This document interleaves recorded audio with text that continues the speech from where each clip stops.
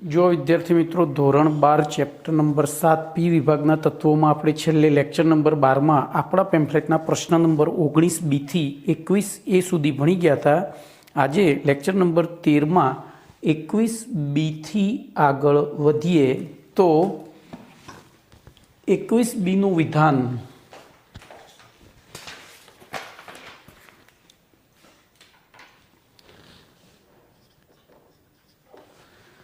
Sulphur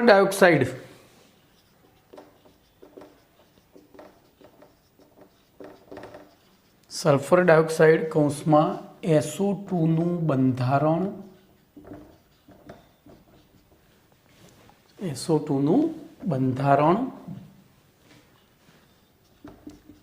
भौतिक गुणधर्मों भौतिक और रासायनिक गुणधर्मों सीधू लखी दिए भौतिक अने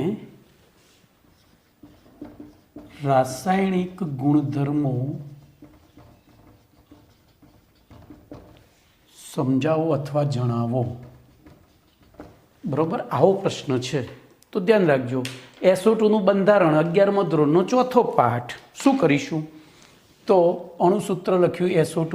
બોલો લुईस બંધારણ દોર્યું. સલ્ફરની બાહ્યતમ કક્ષામાં 6 ઇલેક્ટ્રોન, ઓક્સિજનની બાહ્યતમ કક્ષામાં 6 ઇલેક્ટ્રોન, એટલે પહેલા ઓક્સિજને ભાગીદારી કરી દીધી. બોલો બંનેની અષ્ટક પૂર્ણ થઈ ગઈ. તો બીજો ઓક્સિજન કઈ રીતે જોડાશે તો સવર્ગ સહસંયોજક બંધ દ્વારા. આમ એના બંધારણમાં સલ્ફર સાથે જોડાયેલા બે ઓક્સિજન પૈકી એક ઓક્સિજન ડબલ બોન્ડથી જ્યારે એક ઓક્સિજન સિંગલ બોન્ડથી જોડાયેલો હોય છે. ઓકે, અને સલ્ફર ઉપર એક અબંધકારક ઇલેક્ટ્રોન યુગ્મ હોય છે. બરોબર. હવે આપણે આના આધારે જોવા જઈએ તો આ અણુ કયા પ્રકારનો થાય તો 3 બંધ છે, એમાં એક પાઈ છે, પાઈ ગણાય નહીં. તો 2 સિગ્મા અને એક અબંધકારક એટલે અણુનો પ્રકાર થયો Ab2E. કયો થયો Ab2E. એટલે કે ટોટલ 3 ઇલેક્ટ્રોન યુગ્મો થયા. તો સંકરણ કયું થયું તો કે sp2. તેથી આકાર કયો હોવો જોઈએ સમતલીય ત્રિકોણ. પણ ક્યારે હોય જો પ્રકાર AB3 હોય તો. પણ અહીંયા તો AB2 અને એક E છે, પરંતુ AB2E હોવાથી બોલો આને આકારમાં ગણાય નહીં. તેથી આકાર થાય કોણીય. કેવો થાય કોણીય. અને બોલો એનો બંધકોણ કેટલાનો થાય તો એનો બંધકોણ 120. આમ જો સમતલીય ત્રિકોણ હોય તો 120નો થવો જોઈએ, પણ આ બંધકારક અસરના કારણે 120થી ઓછો થાય છે. તો બંધકોણ લેસ ધેન 120 હોય છે. બોલો બંધારણ પતી ગયું, કશું જ ગોખવાનું નથી. તો બોલો બંધારણમાં શું લખશો તો SO2 અણુના લुईस બંધારણ અનુસાર મધ્યસ્થ સલ્ફર પરમાણુ ઉપર sp2 સંકરણ ઉદ્ભવે છે. તમે મેં અહીંથી શીખવાડ્યું, તમે સીધું લખો. બરાબર. અથવા તો મધ્યસ્થ પરમાણુ સલ્ફરના સંદર્ભમાં તે AB2E પ્રકારનું અણુ છે, આથી તેની ઉપર sp2 સંકરણ ઉદ્ભવે છે. આથી તેનો આકાર સમતલીય ત્રિકોણ હોવો જોઈએ, પરંતુ તેનો પ્રકાર AB2E એટલે કે એક અબંધકારક ઇલેક્ટ્રોન યુગ્મની હાજરીના કારણે તેનો આકાર કોણીય હોય છે અને તેમાં બંધકોણ 120 કરતાં ઓછો હોય છે. પતી ગયું. હવે અહીંયા સલ્ફર સાથે જોડાયેલા બે ઓક્સિજન લुईस બંધારણ અનુસાર 2 ઓક્સિજન પૈકી એક ઓક્સિજન એકલ બંધથી અને એક ઓક્સિજન દ્વિબંધથી જોડાયેલો હોવાથી અબંધકારક ઇલેક્ટ્રોન યુગ્મના સંસ્પંદનના કારણે જોજો આ ઇલેક્ટ્રોન યુગ્મ અહીંયા જાય તો શું થાય આ સલ્ફરને ઝાડા થાય. એટલે એ શું કરશે આ પાઈ બંને અહીંયા પાછો મોકલી દેશે. એટલે આપણને બીજું બંધારણ કેવું મળશે અહીંયા ડબલ બોન્ડ, અહીંયા પાછો સિંગલ બોન્ડ થઈ ગયો. જુઓ અહીંયા 2 હતા એની જગ્યાએ ત્રીજું થઈ ગયું ને, આર્યું અહીંયા આવી ગયું. તો અહીંયા પાછું હતું એમના એમ, અને અહીંયા સલ્ફરો. તો અહીંયા એક અબંધકારક એમના એમ રહ્યું. અને એના કારણે આપણે એનો વાસ્તવિક બંધારણ દોરવું હોય તો સલ્ફરની સાથે 2 ઓક્સિજન આંશિક દ્વિબંધથી જોડાયેલા છે એવું બતાવવું પડે. પતી ગયું. બોલો બંધારણ પૂરું થઈ ગયું. તો બંધારણમાં કશું જ ગોખવાનું નથી. કમ્પ્લેટ. એટલે લખી શકાય આ સંસ્પંદનના કારણે સલ્ફર ડાયોક્સાઇડમાં 2 SO બંધમાં આંશિક દ્વિબંધ લક્ષણ જોવા મળે છે. હવે જોજો એની બંધ લંબાઈ કાયદેસર હોવી કેટલી જોઈએ તો અહીંયા સરેરાશ બંધ લંબાઈ યાદ રાખી લેજો. આ સરેરાશ બંધ લંબાઈ 143 પિકોમીટર છે. કેટલી? 143. આપણે બહુ ડીપમાં નથી જવું, ખાલી આટલું યાદ રાખો. બંધ કોણ 120 ને પેલો 143. ઓકે, ચલો એના પછી તો બંધારણ પતી ગયું. હવે જોઈએ ભૌતિક ગુણધર્મો. તો ધ્યાન અહીંયા રાખજો, ભૌતિક ગુણધર્મો. બંધારણ આપણે ટોટલી સમજાવી દીધું છે. હવે લઈએ ભૌતિક ગુણધર્મો.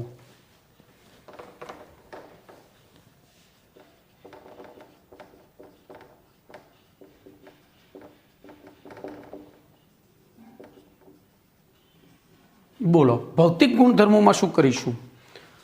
તો તે સીધું જ લખવાનું. SO2 રંગવિહીન, દેખાય નહીં આપણને. તીવ્ર વાસવાળો, તીવ્ર વાસ ધરાવતો, નાક બળવા લાગે, સુગંધ આવે ને તો નાક બળવા લાગે. દાહક, જો આવી ગયું, દાહક અસર ઉપજાવતો વાયુ છે. ઓકે, દાહક અસર ઉપજાવતો વાયુ છે. પછી SO2, અહીંયા તે નહીં લખવાનું. બહુ લાંબુ હોય ને તો તે લખવાનું, બાકી ટૂંકું હોય તો સારું લગાડવા માટે પૂરું જ લખવાનું. તો SO2 પાણીમાં સુદ્રાવ્ય છે. બરોબર, પાણીમાં સુદ્રાવ્ય છે. અને SO2 નું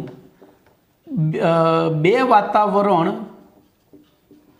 બાહ્ય દબાણે પ્રવાહીકરણ થઈ જાય છે.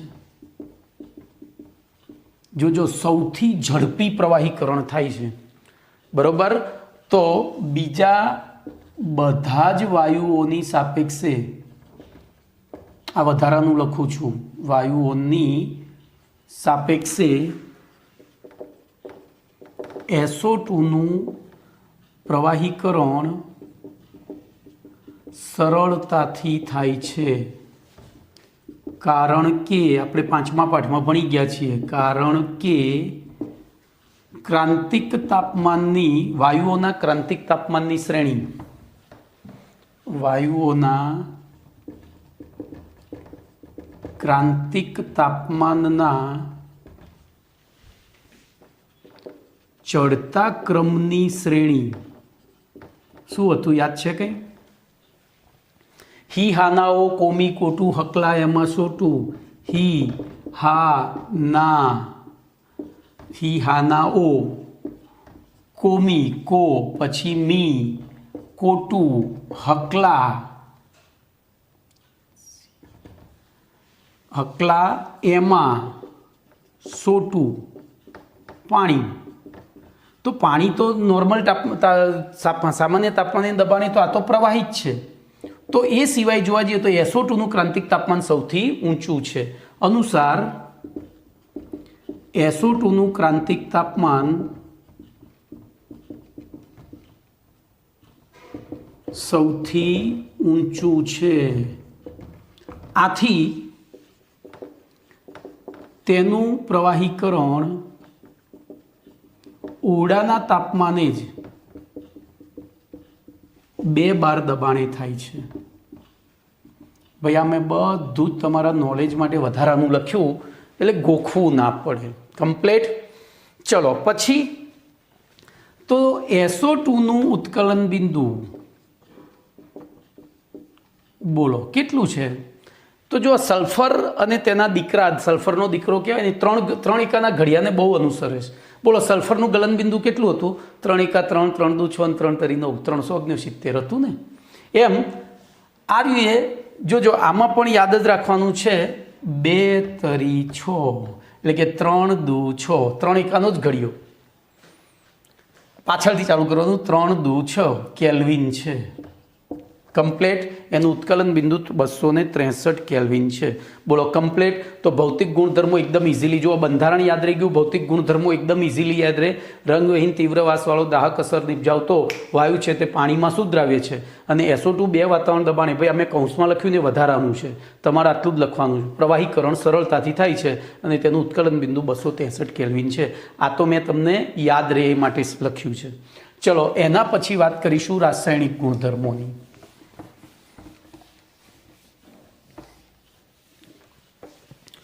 તો પ્રશ્ન નંબર રાસાયણિક ગુણધર્મો. બોલો રાસાયણિક ગુણધર્મોમાં શું લખીશું? તો સૌથી પહેલું SO2 ને પાણીમાંથી પસાર કરતા SO2 gas plus H2O liquid gives, અહીંયા સંતુલનની નિશાની દર્શાવજો, H2SO3 aqueous પ્રક્રિયા થઈ સલ્ફ્યુરસ એસિડનું જલીય દ્રાવણ મળે છે.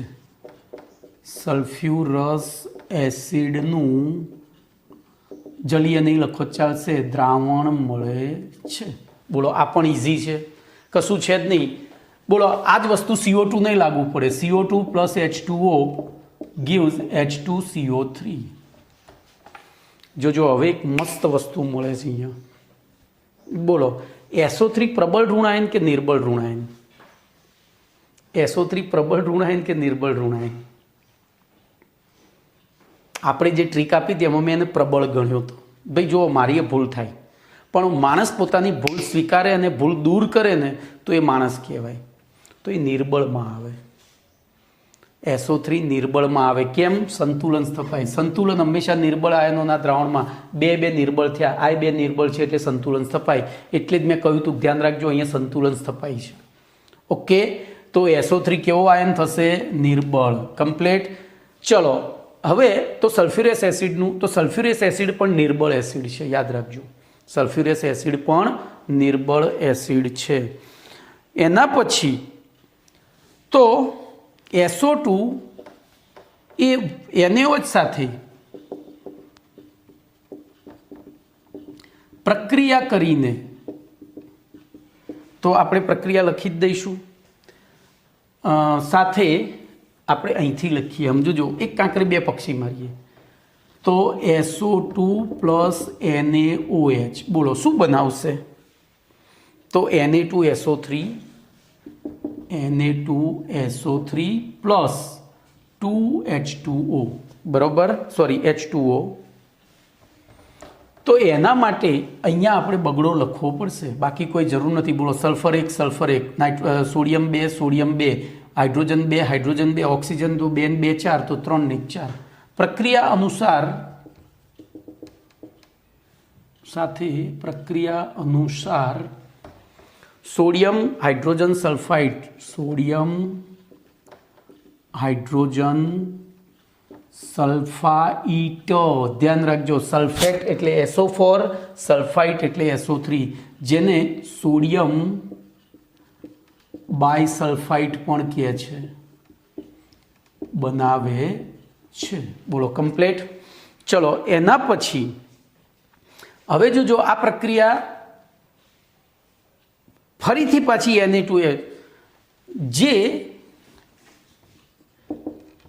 ફરીથી SO2 સાથે જે આજે સોડિયમ બાયસલ્ફાઇડ બન્યો તો Na2SO3 પ્લસ SO2, યાદ રાખજો હો. તો NaHSO એટલે એના જલીય દ્રાવણમાં જ થાય આ બધી પ્રક્રિયા. તો આપણે જે આ લિક્વિડ આખી એમના એમ જ આગળ જ, તો Na2SO3 plus H2O plus SO2 gives NaHSO3. શું બનાવી દે? NaHSO3 બનાવી દે છે. તો અહીંયા બગડો લખી નાખો. જો આ જ વસ્તુ CO2 પણ કરતો હતો, ધ્યાન રાખજો. CO2 plus H2O gives H2CO3. હવે જો એની અંદર સોરી આપણે જે H2CO3 બન્યો હતો એ H2CO3 ની NaOH સાથે પ્રક્રિયા કરીએ તો પહેલાં Na2CO3 બને. એ Na2CO3 ઇન્ટુ H2O, અહીંયા H2O ભણી ગયા છો તમે, એની અંદર વધારે CO2 પસાર કરીએ તો NaHCO3 બને. સેમ પ્રક્રિયા છે અને આ કારણ તમે ભણી ગયા છો. ચૂનાના નીતર્યા પાણીમાં CO2 વાયુ પસાર કરતા, ચૂનાના નીતર્યા પાણીમાં, અહીંયા ભૂલ થઈ હો મારી ભાઈ, અહીંયા તમારે CO2 જ લખવાનું. એક જ મિનિટ આપણે વાત કરીએ, મારે એક ફોન આવ્યો છે. તો જોજો ત્યાં આ પ્રક્રિયા થાય, CO2 plus NaOH gives Na2CO3, એમાં ફરી વધુથી તો ચૂનાના નીતરા પાણીમાંથી CO2, તો ચૂનાનું નીતરું પાણી એટલે CaO, એમાં CO2 પસાર કરીએ તો CaCO3 બને. એમાં વધુ જોજો વધુ CO2 પસાર કરીએ જલીય દ્રાવણમાં તો CaHCO3 બને. હવે આ અદ્રાવ્ય હતું અને આ દ્રાવ્ય છે, તો અહીંયા શું થશે? તો અહીંયા આપણને ચૂનાના નીતરા પાણીમાં CO2 પસાર કરતાં પહેલું શું મળે? તો દુધિયું દ્રાવણ મળે છે, જેમાં વધુ CO2 પસાર કરતાં તે દુધિયો રંગ જતો રહે છે. તો આ બધી પ્રક્રિયાઓ એક સરખી છે, એટલે તમને મેં આધાર આપ્યો છે. સમજ્યા ભાઈ? મેં તમને આધાર આપ્યો, આ પ્રક્રિયા યાદ રાખવાનું.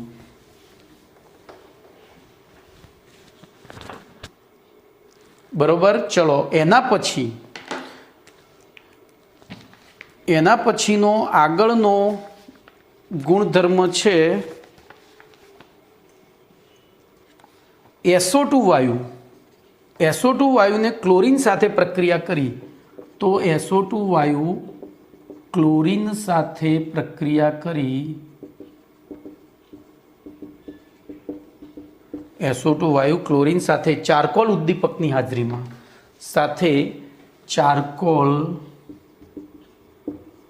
ઉદ્દીપકની હાજરીમાં સલ્ફ્યુરાઇલ ક્લોરાઇડ બનાવે છે. સલ્ફ્યુરાઇલ ક્લોરાઇડ એટલે કે SO2Cl2 બનાવે છે. બરોબર. પ્રક્રિયા લખીશું તો શું લખીશું? SO2 gas plus Cl2 gas gives SO2Cl2 gas, અરે લિક્વિડ, Cl2 લિક્વિડ. ઓકે. એવી રીતે આ પણ ભણી ગયા છો SO2ની V2O5ની હાજરીમાં બોલો ઓક્સિડેશન O2 સાથે પ્રક્રિયા કરતા SO3 બને છે. બોલો ક્યાં ભણ્યા હતા? પ્રક્રિયા યાદ આવે છે? SO2 gas plus O2 gas gives V2O5 ઉદ્દીપક અને SO3 ગેસ. તો આ આપણે પાંચમા પાઠમાં વિસમાંગ ઉદ્દીપન, બરોબર, એના ઉદાહરણમાં લખ્યું હતું. ઓકે.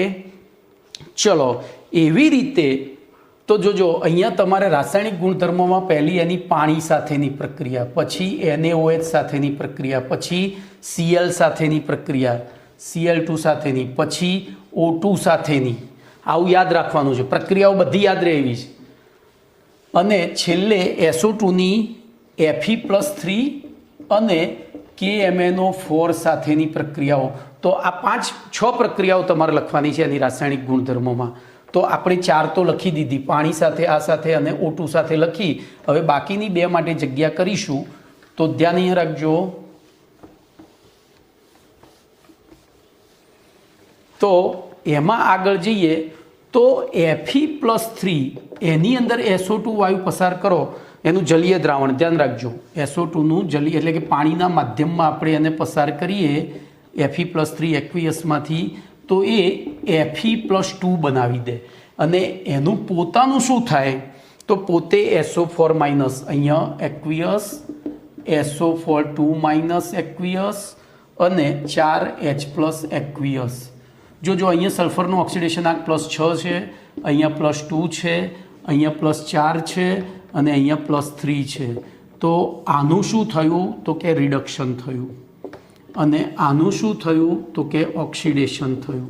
એવી રીતે KMnO4 સાથે જોઈએ તો KMnO4માં જોજો MnO4- આપણે આયનીય પ્રક્રિયા જ લખીએ છીએ, +5O2 ગેસ પ્લસ SO2, કેમ O2 લખાઈશ, 5SO2 gas plus 2H2O liquid gives 2Mn2 plus 5SO4-2 plus 4H+.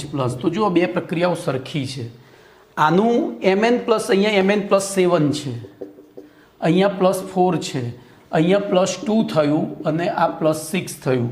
તો Mn+7માંથી શું થયું? +2 એટલે કે રિડક્શન. બોલો અહીંયા શું થયું? તો કે ઓક્સિડેશન. તો અહીંયા આપણે લખાય ભેજયુક્ત સલ્ફર ડાયોક્સાઇડ વાયુ એ ઓક્સિડેશન કરતા તરીકે વર્તે છે, બરોબર? રિડક્શન કરતા તરીકે એ પોતાનું ઓક્સિડેશન થયું એટલે કઈ રીતે વર્ત્યો? રિડક્શન કરતા તરીકે. બોલો એનું પોતાનું રિડક્શન થયું તો આ બે ઓક્સિડેશન કરતા. તો ભેજયુક્ત સલ્ફર ડાયોક્સાઇડ એટલે કે એમાં પ્રવાહી પાણી હોય થોડું ઘણું, તો એ કઈ રીતે વર્તે છે? રિડક્શન કરતા તરીકે વર્તે છે. બોલો કમ્પ્લેટ. અને એમાં બે ઉદાહરણો આપી દેવાના છે. ચલો તો અહીંયા ફરીથી બોલો ભૌતિક ગુણધર્મો સહેલા હતા. પહેલું રંગ, ગંધ, સ્વાદ આપી દીધો. પછી બીજું શું આપ્યું એમાં? તો એને એ પાણીમાં સંપૂર્ણપણે દ્રાવ્ય છે લખ્યું. પછી એનું 2 બાર દબાણે સરળતાથી પ્રવાહીકરણ થાય છે અને એનું ઉત્કલન બિંદુ 263 3.2 કેલ્વિન. રાસાયણિક ગુણધર્મોમાં પહેલાં પાણી સાથે તો સલ્ફ્યુરસ એસિડ, NaOH સાથે તો પહેલું સોડિયમ સલ્ફાઇડ બનાવે અને વધારે આગળ વધુ SO2 પ્રસાર કરીએ તો સોડિયમ બાયસલ્ફાઇડ. Cl2 સાથે SO2 Cl2 જેને કહેવાય થાયોનિલ ક્લોરાઇડ, સલ્ફ્યુરાઇલ ક્લોરાઇડ સોરી. SOCl2 હોય ને તો થાયોનિલ ક્લોરાઇડ અને SO2 Cl2 હોય તો સલ્ફ્યુરાઇલ ક્લોરાઇડ. એવી રીતે ઓક્સિજન સાથે શું બનાવે? તો વેનેડિયમ પેન્ટોક્સાઇડની હાજરીમાં SO3, Fe+3 અને Mn+7નું શેમાં રિડક્શન? તો એ ત્યાં રિડક્શન કરતા તરીકે વર્તે છે. તો અહીંયા આપણો પ્રશ્ન નંબર 21B પૂરો થયો. 21B પૂરો થયો. ઓકે, ચલો એના પછી આગળનો પ્રશ્ન લઈએ. તો પ્રશ્ન નંબર 21C. બોલો 21Cનું વિધાન શું છે? તો Fe3+ ના જલીય દ્રાવણમાંથી SO2 પસાર કરતા શું થાય છે? હું શોર્ટમાં પ્રશ્ન લખ્યો છે. બોલો હાલ ભણી ગયા. શું થાય? તો Fe+3નું Fe+2માં ઓક્સિડેશન થાય અને SO2નું SO4-2માં Fe+3નું Fe+2માં રિડક્શન થાય અને SO2નું SO4-2માં ઓક્સિડેશન થાય છે અને પ્રક્રિયા લખી દેવાની. પછી 21D જોજો આવી ગયેલા છે. બોલો SO2 અણુમાં 2 SO બંધના સ્વભાવની આલોચના કરો. બોલો આવી ગયું. કેવી રીતે આવ્યું? તો આપણે લુઈસ બંધારણ દોર્યું હતું. એકચ્યુઅલી એક બાજુ સિંગલ બોન્ડ ને બીજી બાજુ ડબલ બોન્ડ હોવો જોઈએ, પણ સંસ્પંદનના કારણે શું થઈ જાય છે? બંને બાજુ આંશિક દ્વિબંધ જોવા મળે છે, બરોબર? અને એની બંધ લંબાઈ 143 પિકોમીટર હોય છે. લખ્યું હતું આપણે. તો સંસ્પંદન બંધારણ દોરીને આટલું લખી દેવાનું છે. પછી 21E ધ્યાન રાખજો. તો SO2ની હાજરીની પરખ કઈ રીતે કરી શકાય? ધ્યાન રાખજો, બહુ મસ્ત પ્રશ્ન છે, તમને આવડે છે. SO2ની હાજરીની પરખ કઈ રીતે કરી શકાય? તો એના માટે તમારે શું કરવાનું છે? કશું જ કરવાનું નથી. તો ભેજયુક્ત એની KMnO4 સાથે પ્રક્રિયા કરવાની. SO2 + KMnO4 + H2O liquid, aqueous, આ ગેસ. બોલો શું પ્રક્રિયા થઈ હતી? તો અહીંયા SO4 2-, અહીંયા Mn2+, પછી બીજું શું બન્યું હતું? તો 2H+ એટલે H+, એમ બીજું શું લખવાનું? આપણે કંઈ લખવાનું નથી. તો H+. અને એ પ્રમાણે આનો રંગ જોજો ઘેરો વાદળી છે. કેવો છે? જાંબલી રંગ છે. આ જાંબલી રંગનું છે. આ રંગવિહીન છે. તો શું થશે? બોલો આપણે કોઈ સંયોજનમાં SO2 હાજર છે કે નહીં, તો એની અંદર KMnO4નું જલીય દ્રાવણ ઉમેરીએ, બરોબર? આપણા રૂમમાં SO2 હાજર છે કે નહીં અને કે એ નક્કી કરવા માટે KMnO4નું જલીય દ્રાવણ મૂકીએ અને થોડી વારમાં જો રંગવિહીન થઈ જાય તો સાબિત થાય કે આપણા રૂમમાં અથવા તો જે પ્રયોગ કરીએ છીએ પ્રયોગશાળામાં SO2 હાજર છે. કમ્પ્લેટ. આ પહેલી રીત. બોલો બીજી રીતમાં શું કરવાનું? તો બીજી રીતમાં પોટેશિયમ ડાયક્રોમેટ લેવાનું, K2Cr2O7. બોલો આ નારંગી રંગનું છે. આ એસિડિક લેવાનું. કેવો ભાઈ? એસિડિક પોટેશિયમ ડાયક્રોમેટ લઈ લેવાનું. ઓકે, એટલે અહીંયા H2Oની સાથે સાથે H+ પણ લખવો પડશે. તો આ નારંગી રંગનું છે એ પણ Cr3+માં રિડક્શન પામે છે અને એ પણ Cr+3 લીલો રંગ ધરાવે છે. જોજો Cr+3નો રંગ કેવો છે? લીલો. તો જો SO2 હાજર હોય એના બેમાંથી એક પણ પ્રવાહી એમાં નાખવામાં આવે, જો KMnO4 નાખીએ અને જાંબલીમાંથી રંગવિહીન બને તો પણ SO2 હાજર, અને K2Cl2O7 નાખીએ અને નારંગીમાંથી લીલો રંગ બને તો પણ SO2 હાજર છે એમ કહી શકાય. બોલો કમ્પ્લેટ.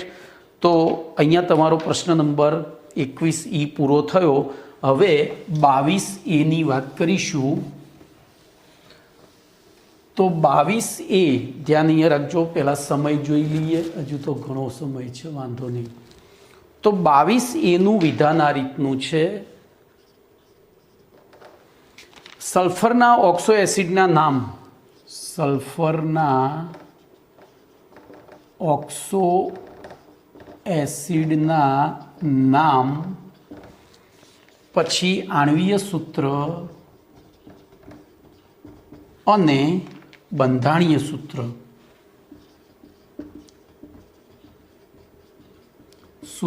જણાવો. ભાઈ બહુ મહત્વનો પ્રશ્ન છે, કારણ કે સલ્ફરના ઘણા બધા ઓક્સો એસિડ છે. તો એમાં આપણે સૌથી પહેલું જોઈશું, જો જવાબમાં, તો H2SO3 જેનું નામ છે સલ્ફ્યુરસ એસિડ. શું છે? સલ્ફ્યુરસ એસિડ. બીજું આવે H2SO4. ચલો અહીંયા હું ધ્યાન રાખજો. બીજું લખીએ H2SO4, એને કહેવાય સલ્ફ્યુરિક એસિડ. ધ્યાન અહીંયા હવે જોજો. ત્રીજું લઉં તો H2S2O3, એટલે કે આની અંદરથી એક ઓક્સિજન અને સલ્ફર એક જ સમૂહના તત્વો છે, એટલે એકબીજાનું સ્થાન અદલા બદલી કરી શકે. આપણે કર્યું, બરોબર, ઉર્જા આપીશું તો કરશે. તો એક ઓક્સિજનને સલ્ફરમાં ફેરવ્યો એટલે S2 થયા અને ઓક્સિજન. હવે જો ઓક્સિજનનું સલ્ફરમાં રૂપાંતરણ થાય એટલે આગળ થાયો લાગે. તો બોલો આનું નામ શું થશે? થાયો સલ્ફ્યુરિક એસિડ. ચલો પછી ચોથું, તો H2S2O4. જોજો હવે એને એમના એમ રાખીને બીજો સલ્ફર ઉમેર્યો, તો આને ડાયથાયોનસ એસિડ કહે છે. ખાસ યાદ રાખજો, ડાયથાયોનસ એસિડ. H2S2O4. પછી ચોથું લઈશું. ભાઈ અહીંયા મારે ક્રમ લખવામાં ધ્યાન ભૂલ રહે છે. તો બીજું, ત્રીજું, ચોથું અને પાંચમું. બોલો પાંચમું લઈશું તો H2S2O5. ધ્યાન રાખો, પહેલાં આપણે H2SO3 સલ્ફ્યુરિક એસિડ, પછી એમાં એક ઓક્સિજન વધાર્યો સલ્ફ્યુરસ, પછી સલ્ફ્યુરિક, એક ઓક્સિજનનું સલ્ફરમાં રૂપાંતરણ કર્યું તો થાયો સલ્ફ્યુરિક. હવે ઓક્સિજન વધારતા જઈએ તો જોજો H2S2O4 હોય તો ડાયથાયોનસ એસિડ, એના H2S2O5 હોય, H2S2O5 તો ડાયસલ્ફ્યુરસ એસિડ. ચલો એવી રીતે છઠ્ઠું, તો હજુ એક ઓક્સિજન વધારીએ. H2S2S5 હતું એની જગ્યાએ હવે H2SO5 આમાં વધાર્યો, આ બીજામાં. તો એને પર સલ્ફ્યુરિક એસિડ અથવા કેરો એસિડ કહેવામાં આવે છે. ધ્યાન રાખજો, આ પૂછાય છે H2SO5. એવી રીતે છઠ્ઠું H2S2O7. જોજો H2S2O7, બરોબર, તો એને કહેવાય છે ઓલિયમ. શું કહે છે? ઓલિયમ અથવા તો ડાયસલ્ફ્યુરિક એસિડ અથવા ઓલિયમ. અને છેલ્લું સાતમું અને આઠમું. તો આઠમું લઈશું H2S2O8. બોલો H2S2O8. તો એનું નામ છે પેરોક્સો ડાયસલ્ફ્યુરિક એસિડ, અને એનું બીજું નામ છે માર્શલ એસિડ. અને નવમું છે H2SXO6, જ્યાં x બરાબર 2 થી 5 આનું કોઈ નામ નથી કારણ કે આ સામાન્ય સૂત્ર છે. ઓકે, હવે ધ્યાન રાખજો, આને પહેલું તો તમે યાદ કઈ રીતે રાખશો. તો પહેલું લઈએ H2SO3, H2SO4 અને H2SO5. તો સલ્ફ્યુરસ, સલ્ફ્યુરિક અને બોલો પર સલ્ફ્યુરિક, જેનું અહીંયા બીજું નામ કેરું. બોલો કમ્પ્લીટ. તો આપણે આ ત્રણના નામ લખી દીધા. હવે આની ઉપરથી જે બને છે એ લખીએ તો H2H2O3 જોજો પહેલું, પછી H2H2O4, પછી H2H2O5 અને H2H2O6. જુઓ, સોરી 5 આવી ગયું ને, સીધું જ 7, 6 નથી. કેમ નહીં હોય ભાઈ, કેમ નહીં હોય? H2H2O6 તો આ લખ્યું ને, અહીંયા આવી ગયું ને, H2H2O6 થાય, અહીંયા હોઈ શકે, તો એ આપણે અહીંયા લીધું છે. તો 3 4 5 7 અને H2H2O8. બોલો કમ્પ્લીટ. તો બોલો આ ત્રણના નામ યાદ રહ્યા, સલ્ફ્યુરસ, સલ્ફ્યુરિક અને પર સલ્ફ્યુરિક અથવા તો કેરોઝ. હવે આનું તો થાયોસલ્ફ્યુરિક, બરોબર. પછી બોલો 4 વાળાનું નામ શું આપ્યું છે? ડાયથાયોનસ, ડાયથાયોનસ એસિડ. પછી 5 વાળાનું નામ શું છે? તો ડાયસલ્ફ્યુરસ, ડાયસલ્ફ્યુરસ. પછી 7 વાળાનું નામ શું છે? તો ડાયસલ્ફ્યુરિક, ડાયસલ્ફ્યુરિક અથવા ઓલિયમ. અને 8 વાળાનું નામ શું છે? તો પેરોક્સો ડાયસલ્ફ્યુરિક. કમ્પ્લીટ. તો આ રીતે તમે યાદ રાખશો. હવે આના બંધારણ દોરીએ, ધ્યાન રાખજો. તો બંધારણ બહુ સહેલા છે, કશું જ નથી. લુઈસ બંધારણ દોરવાના છે. લુઈસ બંધારણ દોરવાના આપણે પહેલેથી શરૂ કરીએ. બોલો, પહેલું લઈએ H2SO3. બોલો, સલ્ફરની બાયતમ કક્ષામાં 6 ઇલેક્ટ્રોન. આ 6 ઇલેક્ટ્રોનને આપણે કેટલી દિશામાં ગોઠવ્યા? 4 દિશામાં. બોલો, એમાંથી એક O અહીંયા જોડાયો, 2 O અહીંયા જોડાયા, 2 O અહીંયા જોડાયા. હવે તો આની સાથે 2 H આવી ગયા, તો થઈ ગયું H2SO3. તો સલ્ફ્યુરસ એસિડ જે છે H2SO3 એ બોલો કયા પ્રકારનું છે? તો ડાયબેઝિક એસિડ છે. આ ડાયબેઝિક એસિડ છે. બોલો, આમાં કયું સંકરણ ઉદ્ભવશે? તો AB3 એટલે કે sp2. અને એના કારણે આપણે એનો આકાર દોરવો હોય તો કોણીય દોરવો પડે. બોલો, કેવો દોરવો પડે? તો એક અબંધકારક ઉપર, પછી અહીંયાથી ડબલ બોન્ડો, એક OH અહીંયા અને એક OH અહીંયા. ચલો બીજું દોરીએ H2SO4. તો એમાં કશું જ કરવાનું નથી. H2SO4 છે તો અહીંયા ડબલ બોન્ડથી બીજો O બતાવી દેવાનો. તો HOS double bond O, double bond H, અહીંયા ડબલ બોન્ડ O. ભાઈ એકચ્યુઅલી હવે જોજો, અહીંયા મારી એક મજબૂરી છે. ઘણી ચોપડીમાં અહીંયા સિંગલ બોન્ડ એટલે કે પેલો બતાવે સવર્ગ સંયોજક બંધ, અને ઘણીમાં ડબલ. તો મેં ચોપડી પ્રમાણે અહીંયા દોર્યું છે, એટલું તમને કહી દઈશ. શું કહીશ? ચોપડી પ્રમાણે દોર્યું છે. ચોપડીમાં આ રીતે આપ્યું છે. બોલો, અહીંયા સંકરણ થાય sp3, તેથી આકાર સમચતુષ્ફલકીય. આનો આકાર હતો ત્રિકોણીય પિરામિડલ. ચલો પછી લઈએ ત્રીજું H2SO5. બોલો, H2SO5. તો એમાં શું થશે? S double bond O. હવે વિચારો, બોલો હેડો.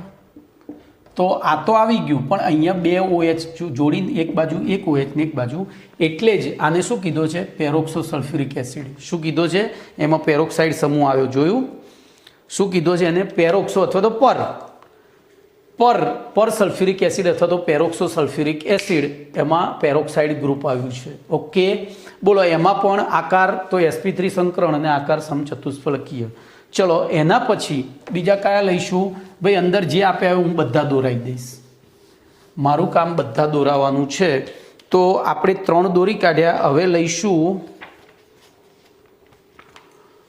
H2SO3, H2SO4 અને H2SO5 આવી ગયા. હવે H2S2O3 લઈશું. તો એમાં પણ double bond O, double bond S. બરોબર. હવે ધ્યાન અહીંયા રાખજો, આનું બંધારણ શીખવા જેવું છે ભાઈ. આનું બંધારણ શીખવા જેવું છે. બોલો કેમ? તો S2 છે, બરોબર. અને Sની બાહ્યતમ કક્ષામાં 6 ઇલેક્ટ્રોન છે. અને એની સાથે આપણે 3 O જોડવાના છે અને 2 H જોડવાના છે. તો એમાં આ રીતનું થાય, 2ની સાથે 2 OH જોડી દેવાના અને બાકીની સંયોજકતા આમ નામ સંતોષી દેવાની. ખબર પડી કેમ? તો સલ્ફ્યુરિક એસિડ અને આને મારી ભૂલ થઈ, અહીંયા ધ્યાન રાખજો, આ સીધું OH અહીંયા જ જોડી દેવાનો અને અહીંયા ડબલ બોન્ડથી S જોડી. અહીંયા O હોત તો આ શું થઈ જાય? સલ્ફ્યુરિક. એ ઓનું શેમાં રૂપાંતરણ થયું છે? એસમાં. તો બંધારણ એનું એ જ. બોલો કમ્પ્લીટ. પછી લઈએ H2S2O5. બોલો O5, આમાં H2S2O5 કરવાનો છે તો શું કરવું પડે? અહીંયા OH જોડી કાઢવું પડે. H2S2O5 એ રીતે દોરી દેવાય. કમ્પ્લીટ. ક્લિયર? ચલો ભાઈ, આ બધા છે ને અનસર્ટેન છે એટલે ચોપડીમાં નથી આપ્યા. હજુ બંધારણ આ તો આપણે દોરીએ છીએ, લુઈસ બંધારણ દોરીએ છીએ, પણ આ સાચા જ છે એવું એક્ઝેક્ટલી કહેવું મુશ્કેલ છે. વાસ્તવિક રીતે પુરવાર થયેલા નથી એટલે ચોપડીમાં નથી આપ્યા. ચલો પછી અહીંયા મેં H2S2O3નું દોર્યું હતું ને એમાં પાછું પેલું 5 કર્યું છે, 4 કર્યું હતું. બરાબર? H2S2O4 નહીં, એ તો થઈ ગયું ને ડાયથાયોનસ એસિડ. H2S2O4 complete. H2S2, હા, અહીંયા જોજો, અહીંયા હું 4 કરું તો અહીંયા મારે આટલું કરવાનું, H2S2O4. ચલો 5 કરવું હોય તો અહીંયા પાછો બીજો O મૂકી દેવાનો, તો H2S2O5. બરાબર? પછી 6 કરવો હોય તો 6 તો આવતો નથી. 7 કરવો હોય તો 7માં જોજો એમાં 2 S છે. ઓકે, તો એવી પરિસ્થિતિમાં તમારે આ રીતે કરવું પડે. S ડબલ બોન્ડ O, બરાબર, OH, અહીંયા વચ્ચે ઓક્સિજન, પછી આ રીતે. જો આપણે સીધું નથી દોરવું, ચોપડીમાં આપ્યું છે એવું તો દોરવું જ નથી, આપણે શીખીને કરવું છે. બોલો H2S2O7. 11મા ધોરણના ચોથા પાઠમાં બધું કરી ગયા છે. બોલો 2 સલ્ફર. 2 સલ્ફરની બાયતમ કક્ષામાં કેટલા ઇલેક્ટ્રોન? 6. એની ફરતે 7 ઓક્સિજન જોડ્યા તો વચ્ચે એક મૂકવો પડે. તો બોલો અહીંયા સિંગલ બોન્ડ, આ ડબલ બોન્ડ, આ ડબલ બોન્ડ, આ ડબલ બોન્ડ, આ ડબલ બોન્ડ. હવે અહીંયા H મૂકી દેવા પડે. તો આ થઈ ગયું H2S2O7. ચલો એના પછી H2S2O8 હોય તો શું કરવાનું? કશું કરવાનું નહીં. અહીંયા 2 ઓક્સિજન એક બીજો મૂકી દેવાનો. ઓકે, તો અહીંયા તમારો પ્રશ્ન નંબર 22 એ પણ પૂરો થયો. હવે આગળ જોઈએ પ્રશ્ન નંબર 22B. તો 22Bનું વિધાન આ રીતનું છે.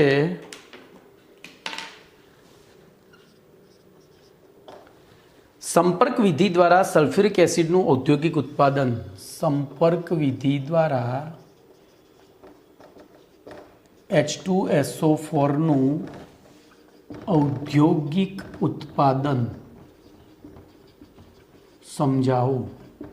જો આમાં આકૃતિ જરૂરી નથી, એવું લખીને જ આપેલું હોય, બરોબર. અથવા તો એવું પૂછાય કે સંપર્ક વિધિની આકૃતિ દોરો, તો એ આકૃતિ તો લગભગ ના પૂછાય, કારણ કે આપણે ચિત્રના થોડા કારીગરો છીએ, ચિત્ર થોડું ભણી રહ્યા છીએ, બરોબર.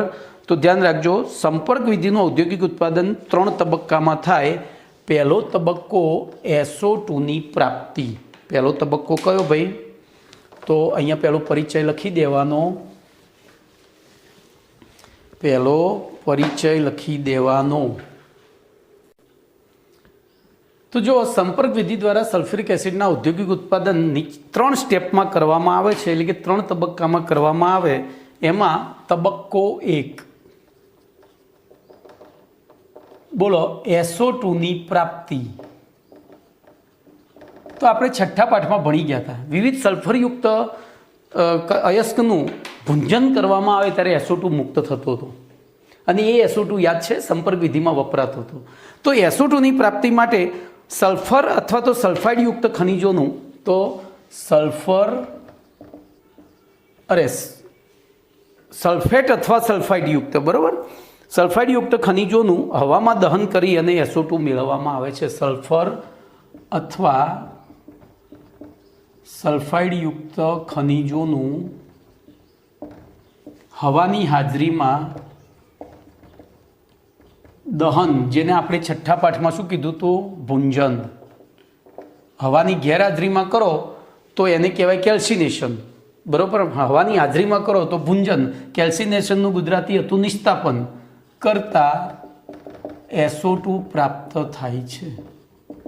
દાખલા તરીકે આપણે અહીંયા જ લખીએ S + ½ O2 gives SO2, અથવા દાખલા તરીકે હું PbO લઉં અને એને O2 સાથે દહન, PbO નહીં, PbS લઉં, લેડ સલ્ફાઇડ, અને એને O2 સાથે દહન કરું તો PbO અને SO2 બને છે, બરોબર. તો આ થઈ પહેલી SO2ની પ્રાપ્તિ. ચલો પછી તબક્કો 2. તો તબક્કા 2માં SO2નું SO3માં રૂપાંતરણ. SO2નું SO3માં રૂપાંતરણ. બોલો, હાલ ભણી ગયા? હાલ જ ભણી ગયા. ક્યાં ભણ્યા? તો SO2ની O2 સાથે V2O5 ઉદ્દીપકની હાજરીમાં પ્રક્રિયા કરો એટલે SO3 ગેસ મળે. બોલો, કમ્પ્લીટ. તો સૌ પ્રથમ તબક્કાના SO2 વાયુમાંથી, હવે જોજો આ પ્રક્રિયા કરતાં એ પહેલાં આમાંથી બધી અશુદ્ધિઓ દૂર કરવી પડે. તો SO2 વાયુમાંથી ધૂળના કણો, આર્સેનિક સંયોજનો અને બીજી અશુદ્ધિઓ દૂર કરી ત્યારબાદ V2O5 ઉદ્દીપકની હાજરીમાં એની ઓક્સિજન સાથે પ્રક્રિયા કરતાં SO3 વાયુ પ્રાપ્ત થાય છે. આ પ્રક્રિયા ઉષ્માક્ષેપક છે, ધ્યાન રાખજો. આના માટે ΔH બરાબર -196 -196.6 કિલો જૂલ પ્રતિ મોલ છે. આનું કારણ પૂછાય છે એટલે મેં લખ્યું આ ઉષ્માક્ષેપક છે. ચલો હવે તો બીજો તબક્કો ઉષ્માક્ષેપક છે અને પુરોગામી પ્રક્રિયા. હવે જોજો, અહીંયા 1 ને 1 2 મોલ છે ટોટલ, જ્યારે અહીંયા 1 જ મોલ છે. આપણે બેલેન્સ કરીએ તો ઊભા રહેજો, આપણે બેલેન્સ કરીને પછી લખીએ. બોલો, તો S1 પછી O2 2 4, તો એને બેલેન્સ કરવા માટે હું અહીંયા બગડો મૂકું તો શું થાય? તો અહીંયા બગડો મૂકવો પડે મારે, એટલે S2 થયા. હવે 4 ને 2 6 થયા, તો હું અહીંયા SO3 છે ને એટલે બગડો આવે એટલે થઈ ગયું બેલેન્સ. જોઈ લો, સલ્ફર 2 ઓક્સિજન 4 ને 2 6, તો 3 દુ 6. તો અહીંયા ટોટલ વાયુરૂપ ઘટકો કેટલા થયા? 2 + 1 3, જ્યારે અહીંયા 2 જ થયા. તો લસટેલેના નિયમ પ્રમાણે, બોલો, ઉષ્માક્ષેપક છે એટલે તાપમાન વધારીને તો આ પ્રક્રિયા કરાય નહીં. તો લસટેલેના નિયમ પ્રમાણે આ પ્રક્રિયાનું પૂર્વગામી દિશામાં વેગ વધારવા માટે શું કરવામાં આવે છે? બોલો, નીચું તાપમાન અને ઊંચું દબાણ. જોજો, અહીંયા લખું છું, આ પ્રક્રિયા ઉષ્માક્ષેપક છે, વળી તેમાં વાયુરૂપ પ્રક્રિયકો કરતા વાયુરૂપ નિપજોની મોલ સંખ્યા, બોલો, કેવી છે? વાયુરૂપ પ્રક્રિયકો કરતા વાયુરૂપ નિપજોની મોલ સંખ્યા ઓછી છે. આથી લસટેલિયરના નિયમ અનુસાર, બોલો, ઉષ્માક્ષેપક હોય તો તાપમાનનો વધારો ફાયદાકારક કે ઘટાડો? તો આપણે જેટલું તાપમાન ઘટાડીશું એટલું વધુ ઉર્જા મુક્ત થશે, પુરોગામી દિશામાં પ્રક્રિયા થશે. અને દબાણ તો અનુસાર આ પ્રક્રિયા નીચા તાપમાને અને ઊંચા દબાણે કરવી જરૂરી છે. હવે જોજો બીજું શું થાય? કરવી હિતાવહ છે, પરંતુ નીચા તાપમાને પ્રક્રિયકોના અણુઓનો અથડામણ દર ઘટી જાય છે. આથી, બોલો, પ્રક્રિયાનો વેગ પાછો શું થાય? ઘટે. અને આથી આ પ્રક્રિયામાં ઉદ્દીપક તરીકે V2O5 વાપરવામાં આવે છે. કમ્પ્લીટ. તો આ કારણ પૂછાય કે સંપર્ક વિધિમાં SO2 પ્લસ O2 માંથી એટલે કે SO2 માંથી SO3 બનાવવાની પ્રક્રિયામાં V2O5 ઉદ્દીપક વાપરવો પડે છે, કારણ આપો. તો આટલું લખવાનું છે. ઓકે. આથી વ્યવહારમાં જોજો હવે, આથી સંપર્ક વિધિમાં આ પ્રક્રિયા ઉદ્દીપક તરીકે V2O5 નો ઉપયોગ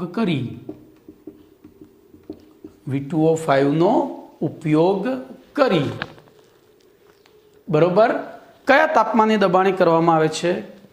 તો 720 કેલ્વિન તાપમાને અને 2 બાર દબાણે કરવામાં આવે છે. તો જો બીજો MCQ, એક MCQ હેબર વિધિ માટે પૂછાઈ ગયો છે. હેબર વિધિની ઓપ્ટિમમ પરિસ્થિતિ જણાવો. 11મું ધોરણ યાદ કરો. એવી રીતે સંપર્ક વિધિની ઓપ્ટિમમ પરિસ્થિતિ, તો હેબર વિધિમાં શું હતું? બોલો. તો હેબર વિધિમાં ઉદ્દીપક તરીકે Fe પાવડર તાપમાન 700 કેલ્વિન અને 212 દબાણ હતું. અહીંયા ઉદ્દીપક V2O5 તાપમાન 720 કેલ્વિન અને દબાણ 2 બાર છે. ઓકે. તો આ બીજો તબક્કો પૂરો થયો. હવે ત્રીજો તબક્કો.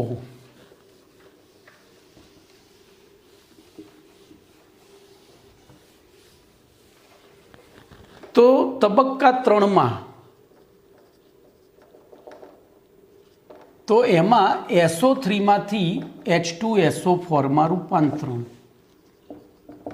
હું ટૂંકમાં લખું છું અહીંયા ટાઇટલ SO3 નું H2SO4. તો જે SO3 બન્યો તો ધ્યાન રાખજો, બીજા તબક્કામાં બનતા SO3 ને સાંદ્ર H2SO4 માં શોષી લેવામાં આવે છે. એટલે બોલો શું પ્રક્રિયા થાય? SO3 plus H2SO4 gives H2SO7. શું થાય? H2SO7, જેને આપણે ઓલિયમ કહીએ છીએ. ઓલિયમ એટલે 100% શુદ્ધ સલ્ફ્યુરિક એસિડ. ઓલિયમ એટલે 100% શુદ્ધ. તો MCQ પૂછાય 100% શુદ્ધ સલ્ફ્યુરિક એસિડનું આણ્વીય સૂત્ર શું? તો H2SO7. ઓકે. હવે ત્યારબાદ આ જે ઓલિયમ મળ્યું એમાં ધીમે ધીમે પાણી ઉમેરીને, જો એકદમ ઉમેરો ને તો ધડાકો થાય. હવે ધીમે ધીમે ઉમેરશો ને તો ઉષ્મા તો ઉત્પન્ન થશે જ. તો H2SO4 પ્લસ ઉષ્મા ઉત્પન્ન થાય છે. અને આ ઉષ્મા પહેલા તબક્કામાં PbSO2 અને S